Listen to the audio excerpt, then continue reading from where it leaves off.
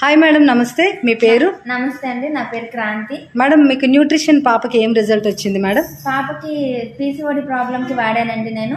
పాపకి పీసీఓడి ఉందని madam doctor గారు చెప్పారు. ఆర్లో అపోలో హాస్పిటల్లో చెక్ చేపిస్తే తనకి ఓవరీ పైన వాటర్ బబుల్ వచ్చింది. వాటర్ బబుల్ లోపలికి బ్యాడ్ బ్లడ్ వెళ్ళిపోయిందండి. డాక్టర్ గారు చూసి ఏం చెప్పారంటే అది క్లీన్ చేయాలి, మొత్తం తీసేయాలి, పాపకి ఫ్యూచర్లో పిల్లలు పుట్టరు అని మాత్రం చెప్పేశారండి. మేము తర్వాత సెకండ్ ఒపీనియన్ కింద 5 డాక్టర్లను కలిసామండి. కేజీహెచ్లో ఉన్న డాక్టర్స్ని కలిసాము. కన్సల్ట్ చేస్తే వాళ్ళు ఏం చెప్పారంటే ఇది నిజమే, తీసేయాల్సిందే, పాప మీకు ఇప్పుడు కావాలంటే మీరు ఫ్యూచర్లో పిల్లలు పుట్టరు, అది ఓవరీ తీసేయాలి అని చెప్పారండి. నేను మా అప్లైన్ని కన్సల్ట్ చేస్తే వాళ్ళు నాకు సజెస్ట్ చేశారు సప్లిమెంట్స్. నేను వాడించిన తర్వాత 2 monthsలోనండి ఓవరీ అంతా హెల్తీగా అయిపోయింది.